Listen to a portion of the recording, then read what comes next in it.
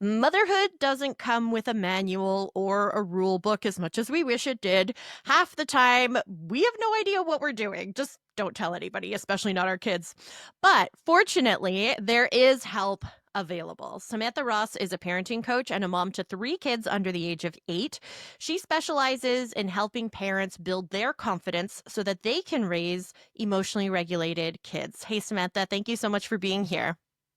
Oh, thank you so much, Robin. Thank you for the wonderful introduction.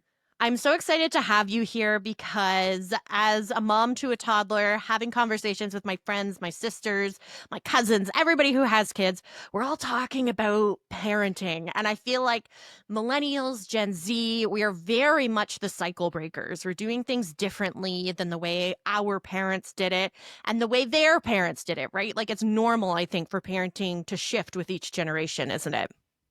I think so too. Yeah. And I really I'm loving, even though sometimes when I'm talking about it, like I'll ask my mom questions like, oh, what happened when you were a child? She's like, Samantha, stop trying to psychoanalyze me. So like it's like one of those things I'm like, okay, it was too much today. I'm not gonna do that again with her. I'll just talk about it with other people my age. And it's great because I think for, our boomer parents, even our late Gen X parents, or, like I'm very blessed that my grandmother is still with us. So my silent generation grandmother, uh, Me too.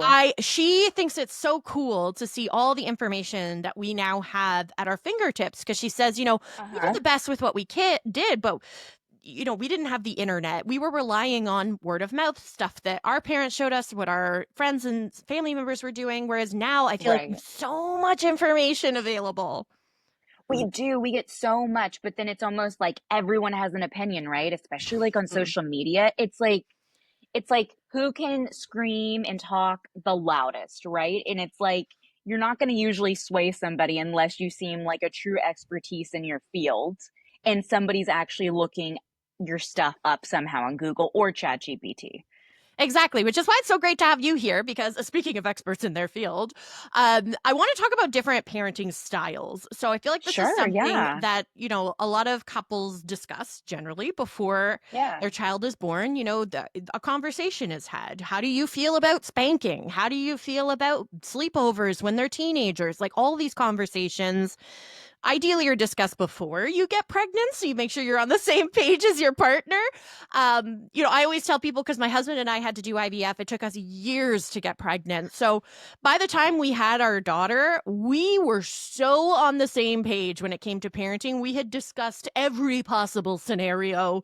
We knew the paint color for the nursery. We knew whether or not she was going to be allowed to attend sleep. Like everything had been mapped out. But let's go through some of the different parenting styles because I think sometimes people get some of them mixed up, right? Like, especially when we talk about gentle parenting in particular, there's a Oh. lot of common misconceptions there. There is a lot of common misconceptions. Honestly, I will say something about gentle parenting. That is kind of what led me to the path of becoming a parenting coach because there was just confusion around it where it's kind of like this blend of like, oh, it's permissive, like you're letting them do whatever they want. It's like, that's not actually what's going on at all.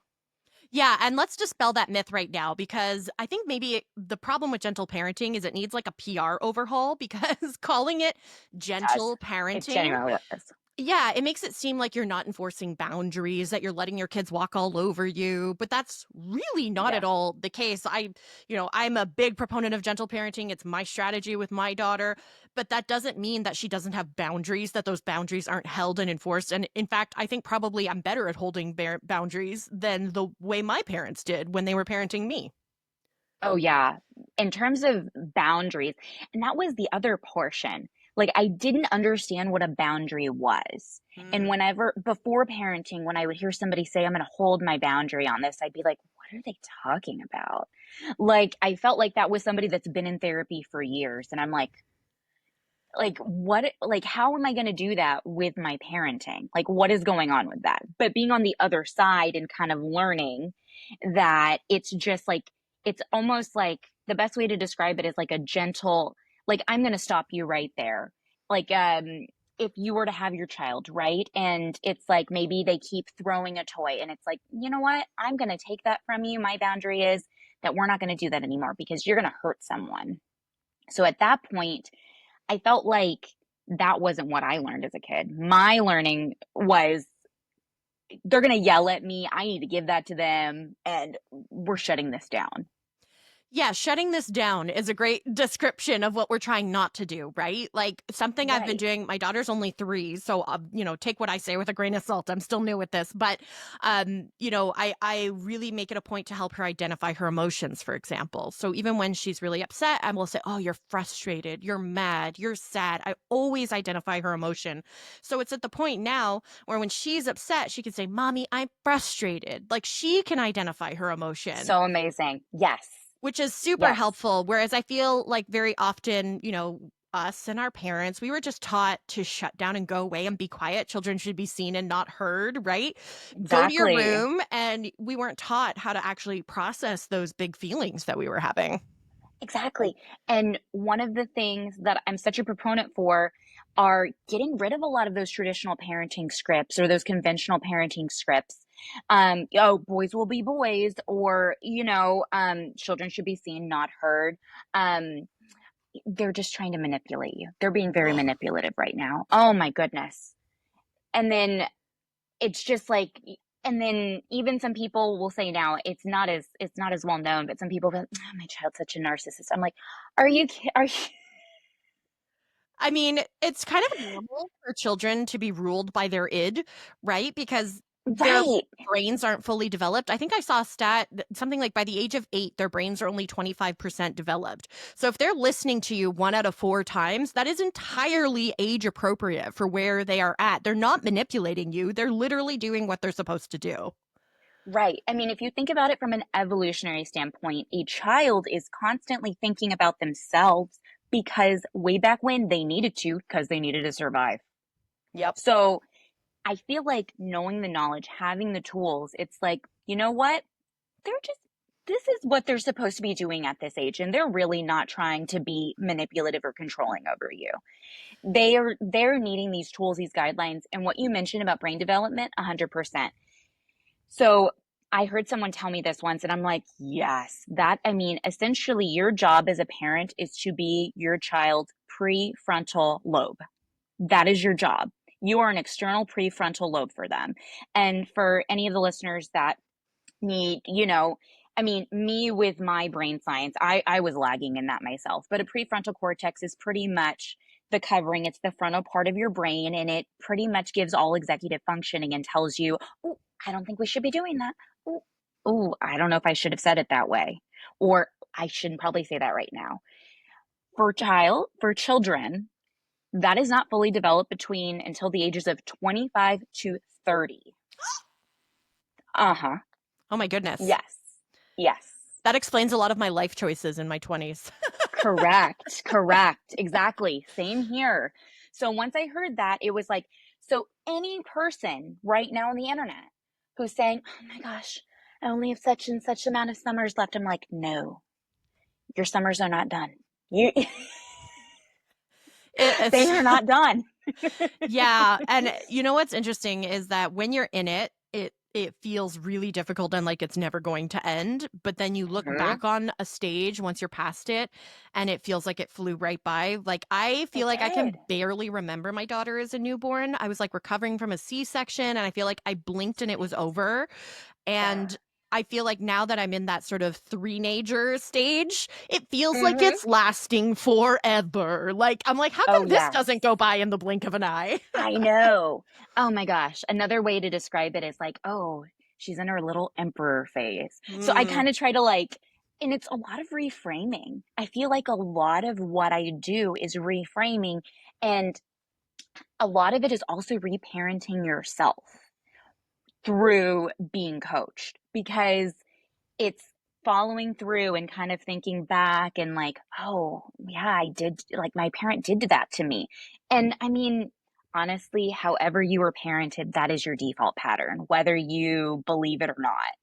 I know it is for me. So that was a lot of my work, my self work was focusing on that reparenting strategy and being like, because I was so tired of yelling at my kids. I was exhausted. I felt so much worse doing that.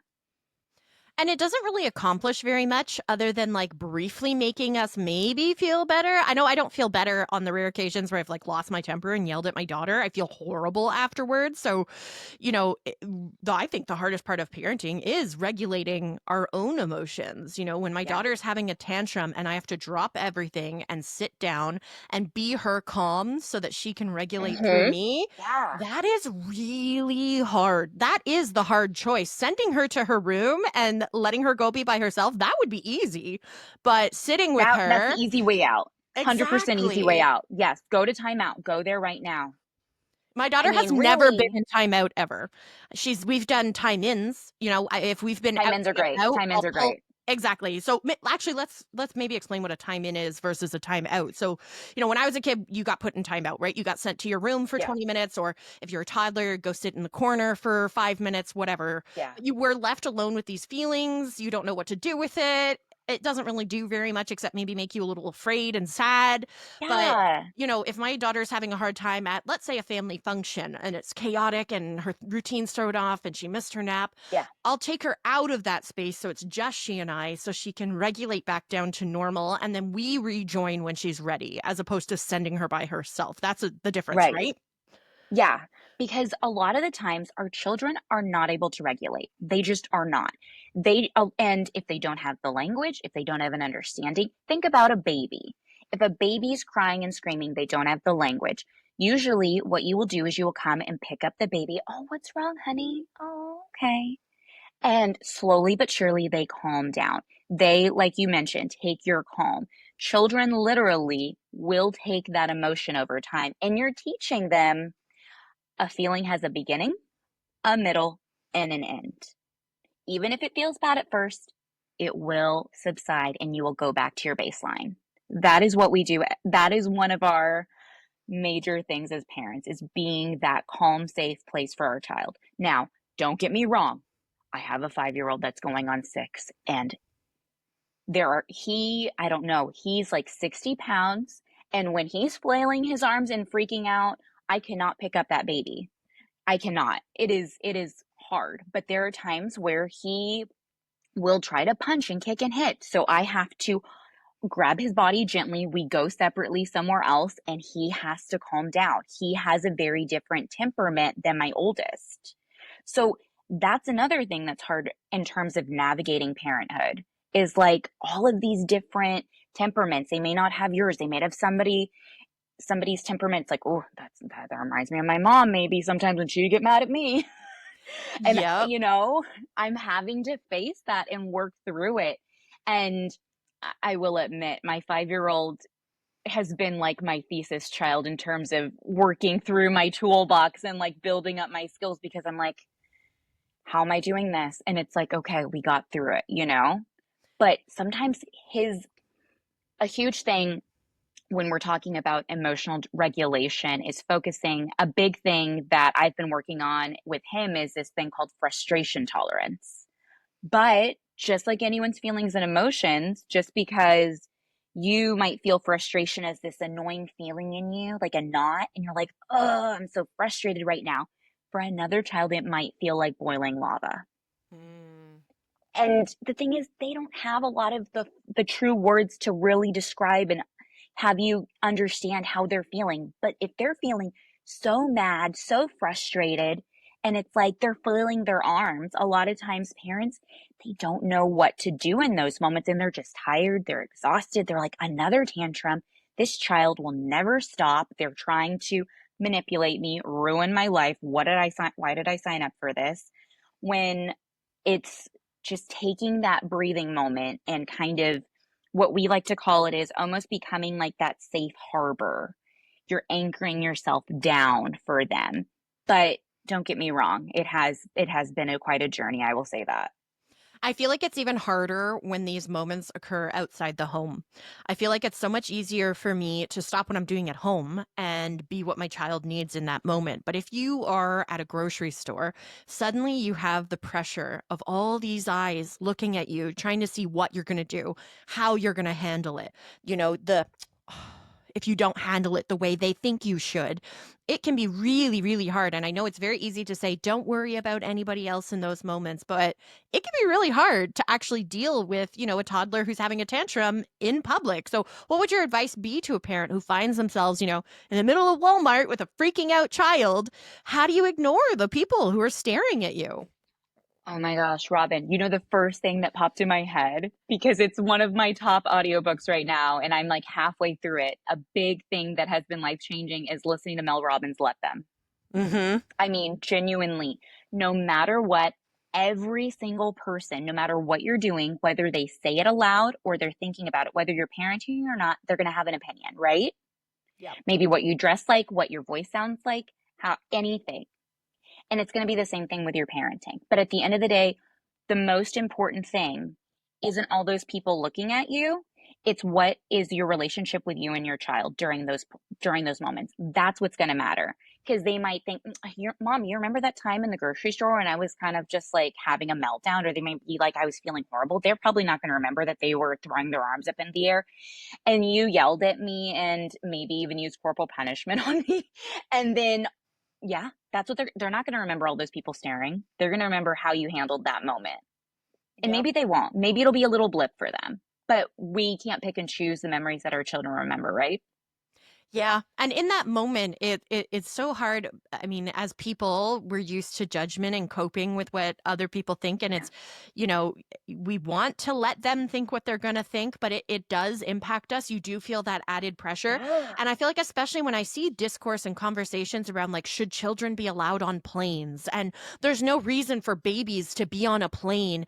And these conversations drive me absolutely bananas because, you know, anybody is entitled to a child-free life. Like you are allowed to not have kids if you don't want to have kids. That's fine. But you're not entitled to a child-free world. Children are allowed to exist in, airplanes and public transit and restaurants. I just firmly believe that.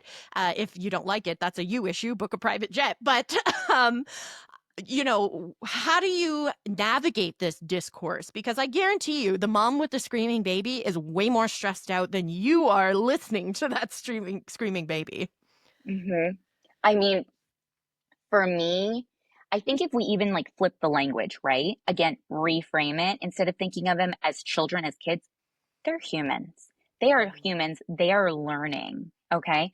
And the other thing is that a lot of adults, whether they've chosen, to delay having children, are spending this time, child free, but eventually will, or if they're just never wanting to have children, everyone has of course, the capability, the decision making skills to figure out what works best for them.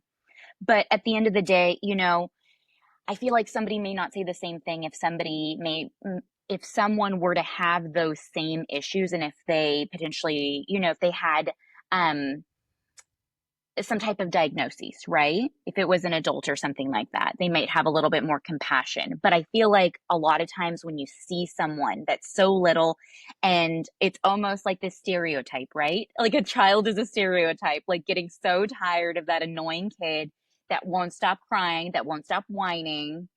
And over time, it's just it just makes me think that, you know, you can think what you want to think, you can say, but it's almost leads to that you don't need to say it. And Mhm. I get it if that's your opinion, but I still, I will always think that the parent that has the child that's having the tantrum is having a way more difficult time. And I think if anything, we need to think of having more open conversations of how to actually be a kind human and have more compassion towards people, and being like, what can I help you with? You look like you're struggling right now. Because I know if I see a parent on a plane that seems like they're struggling with their baby, instead of me, even if I have all my three kids, I will go and say, do you need me to hold your baby? Because I've been there. I know how hard it is. And I 100% think that there are so many kind people in this world, but I think we should work on, I don't even want to say like paying it forward, but it's like, it just seems like for other people just to, and I don't even know if I should say putting themselves in their own shoes. It's just like just having like one act of kindness for another person, for another parent during those hard times, because you just don't forget those times. It's like when I was having a really bad day, I was at Dutch Bros and I was in line and my baby would not stop screaming. So, and the line was long. I got him out of the car seat, started nursing him. The person that was, and again, I'll never forget it. I rolled down the window, was like, oh, sorry, I had to get him out. He was like so upset. And she was like, don't worry about it. And she's like, what do you want? She's like, don't worry. I'm giving you 2 free drinks. Oh, You come back next time. I love that. It's like those things matter to parents, you know? And I know people talk, you know, there's so much about inflation right now and how expensive kids are. And people are talking about how expensive kids were before, how hard the economy was. Um, it's just, I know there's so many reasons that people choose, of course, to not have kids. Um, but I still think there's so much goodness in the world and that children provide us this ability to really find this compassion that we can have for other humans. I think part of it is on some level rooted in jealousy. That maybe they were not granted permission to act like kids when they were kids. And so when they see kids behaving like kids, there's a discomfort in that being, well, I wasn't allowed to do that. My parents would have beat my butt, you know? And it's like, well, I'm sorry that you had that trauma, but that doesn't mean that this child should also share that trauma. I don't know. Does that make sense Yeah. to you? Yes, because it's almost like that parent needs to learn how to control their child. Yeah. That is rhetoric that they learned. And then that makes me feel, if anything, it doesn't make me feel angry for them. If you think about it, they learned that. I feel sad for them. I wish that everyone could be parented in a way that makes them feel loved, seen, cared for, that their feelings matter, their voice matters, that their feelings matter, and that at the end of the day, no matter what happens, they are safe. I love that. Before we wrap up, I wanted to talk to you about parenting groups and advice online. I have tried so many times to join like mommy groups on Facebook and stuff because, you know, you're craving that connection. You want, Yeah. you know, people to talk to who are in it with you. But I always end up leaving whatever group I've joined because either the mom shaming, the misinformation being spread, the inappropriate photos of rashes that should not be shared publicly. It always becomes a place where I'm like, nope, can't do this anymore. So I'm curious what you think about parenting groups. Are they more harm than good? How do you feel about them? I feel like I think there's different levels. I do know that there are some good parenting groups, especially like postpartum. I think there's like Postpartum International that is really helpful, and I've actually been a part of as well. To help like with just anything postpartum wise. There's so many different online groups that are actually like Zoom based, so you can join. They're live. It's more tangible, like if you're really mentally struggling. So that can be really helpful. But in terms if you're thinking of it's just like kind of like creating community and whatnot, I feel like the best ways that I found, especially when I had my most recent, um, who's now 1.5, we would go down to the local library and Okay. we would go and we went to something here in Austin called Books and Babies at our library. And, you know, you're there because you get to bring your baby and it's almost quote unquote like a safe space to have your newborn, your fresh baby. But then it's also all these other moms that are there too. And we honestly have met some of the greatest moms going to those. Okay. So I feel like probably consensus here is be careful which Facebook groups you join. Yes, I would say in general, yes. Unless you're in one of those groups that maybe has a very specific theme and they have some pretty good rules in regards to the rash photos and like everyone trying to get a diagnosis from a mom. That's kind of crazy. Especially if like the post has to be approved by a moderator. Like, you don't know. It's like just take your child to to the clinic if you need to. I mean, Yep. yeah, I mean, I understand, of course, if like insurance and whatnot, it can be kind of sticky there, but It's yeah. not an insurance issue because I'm in Canada and we have free healthcare and people still do that in the groups that I'm in. So I don't know what it is, but yeah, stop sending pictures of your child's diaper rash on Facebook. It's like posting it Diaper on a rash, billboard. like ringworm, like Oh, I've seen very weird things. Like some people are like, maybe that's chicken pox or maybe that's measles. I'm like, either way, take them to a doctor. yep. Yep. Oh my goodness. Uh-huh. It can get pretty Yes. scary. Make sure It's very dicey. Yes. trust who you're getting your advice from, right? Make sure that whoever Yes. you're speaking with is either a doctor or an evidence-based expert in some way, not just, Exactly. your local crunchy mom. May not be the best Yes, person. exactly. Local crunchy mom. Yes. Exactly. Samantha Ross can be found on Instagram at Held and Heard Parenting. If you're in need of one-on-one parenting coaching, her DMs are always open. Thank you so much for joining us today, Samantha. I really appreciate it. Thank you so much, Robin. It's a pleasure.